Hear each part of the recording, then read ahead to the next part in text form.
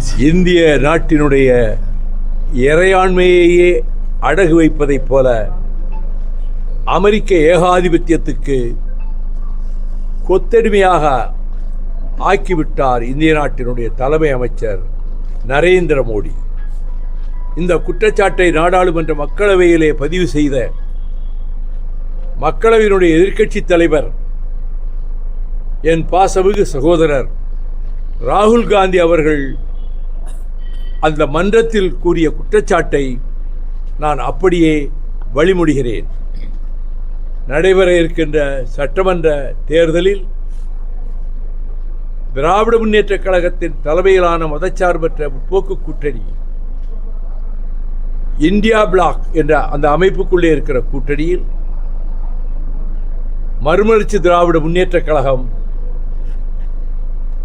8 ஆண்டுகளுக்கு முன்பு என்ன முடிவெடுத்ததோ, திராவிட இயக்கத்தை பாதுகாக்க நச்சரவம் என தமிழ்நாட்டுக்குள்ளே நுழைந்து வருகிற இந்துத்துவா சக்திகள், சனாதன சக்திகள் பாரதிய ஜனதா கட்சியினுடைய பின்புலத்தோடு உள்ளே நுழைய முயற்சிப்பதை வேரோடு வேரடி மண்ணோடும் வீழ்த்துவதற்கும், தமிழகத்திலே தந்தை பெரியார், பேரறிஞர் அண்ணா, கலைஞர் அவர்கள் அரசியல் வளர்த்த, சமூக நீதியை வளர்த்த தமிழ்நாட்டில் இந்த இந்துத்துவா சக்திகளை ஊடுருவ அனுமதிக்க கூடாது என்ற முடிவுக்காகத்தான் திராவிட முன்னேற்றக் கழகத்தோடு மறுமலர்ச்சி திராவிட முன்னேற்றக் கழகம் கூட்டணியிலே போய் இணைந்தது.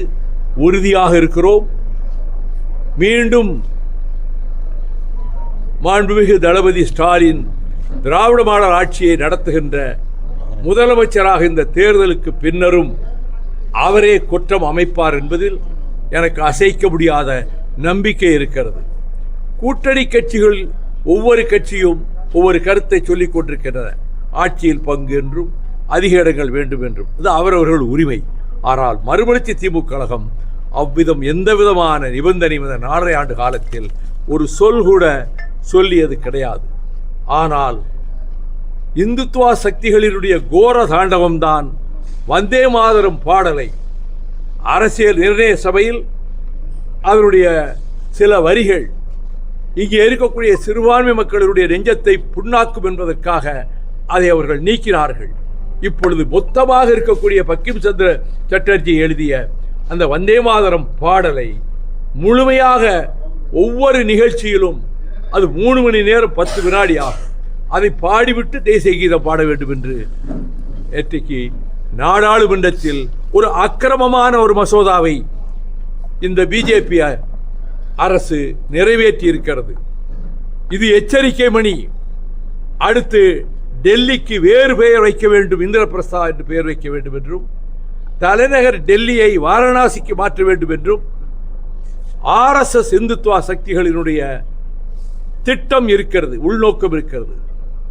படிப்படியாக இந்த திட்டங்களை நிறைவேற்ற வேண்டும் என்று பிஜேபியும் தலைமை அமைச்சராக இருக்கக்கூடிய நரேந்திர மோடியும் முயற்சிக்கிறார்கள்.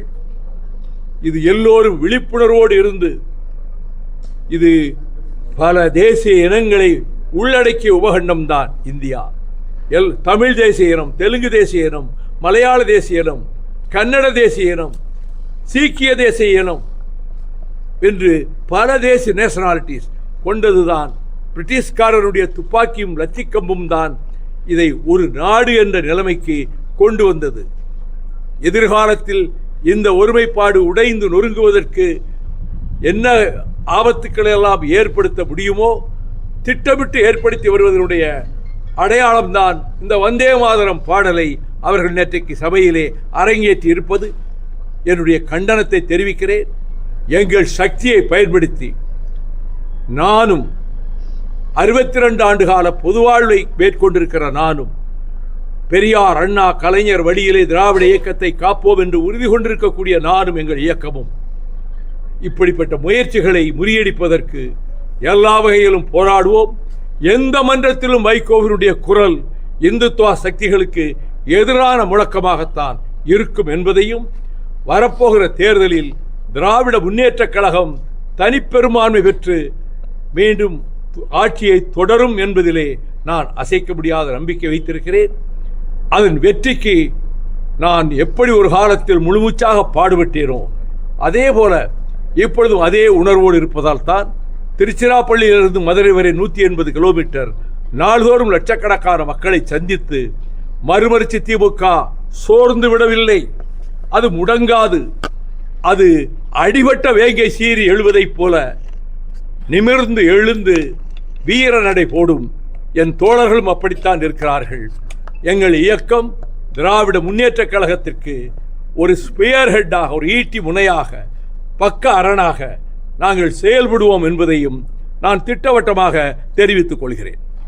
திமுக அரசு வாக்குறுதிகளை நிறைவேற்றாதது காரணம் மத்திய அரசு அளிக்கக்கூடிய நிதி வழங்கப்படவில்லை என்று கனிமொழி தன் கருத்தை பதிவு செய்தார். கனிமொழி சகோதரி கனிமொழி கூறியதை 100க்கு 100 நான் வழிமொழிகிறேன்.